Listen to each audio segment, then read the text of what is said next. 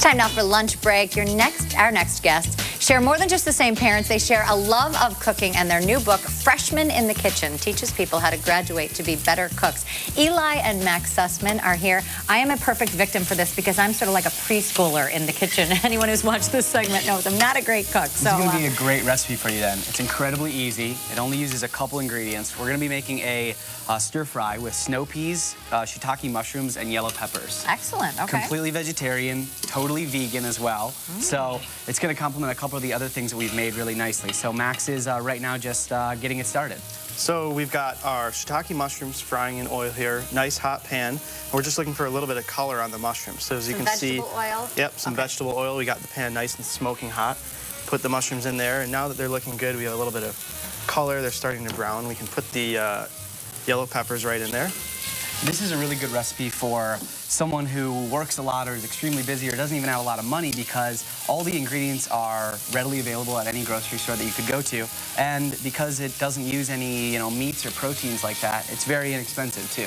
Excellent. That's and most healthy. people out there right now, I think, want to save money, and none of us have enough time ever. Definitely. Right. And a ton of recipes in our cookbook are going to be geared to someone who doesn't have a lot of time and doesn't have a lot of money, because we know that people are really busy these days and everyone's pinching pennies wherever they can. So we figured we should make recipes that are going to be accessible and also inexpensive as well. I know folks at home are going, okay, how did they learn these recipes? They look awfully young, but you say your mother inspired you. Our mother did, our father did. We grew up around food, having homemade meals like almost 5 nights every week, and that was really where we got our start.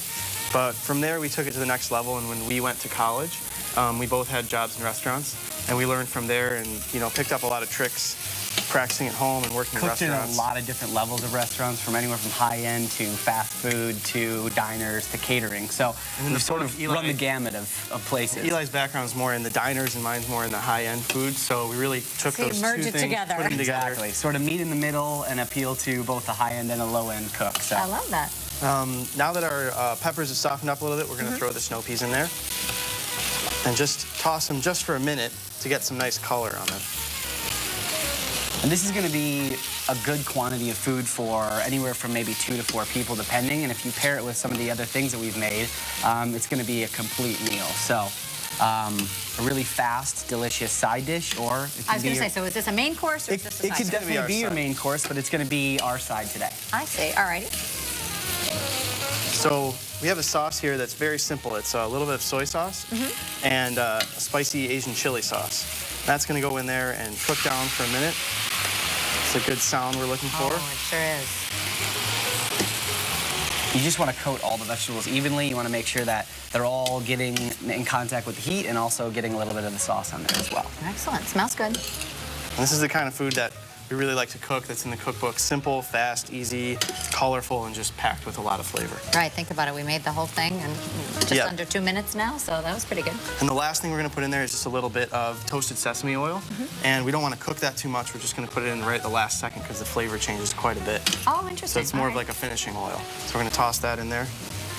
And what we really want to show people with our style of cooking and with our cookbook is that it's really easy to get in the kitchen and to cook. It's really, it can seem intimidating at first, but as you can tell... That's what I find, the intimidation factor. And then I stand here and I go, wait a second, I can do that. An entire beautiful dish with a lot of color, a lot of delicious flavor, and we did it in, only a couple of minutes. So very easy to do. So there we go. We don't want to cook anything too long. That's another reason why it's so quick. We're going to keep the vegetables fresh and nutritious and healthy and crunchy and full of flavor. So excellent. Then what are we serving those with?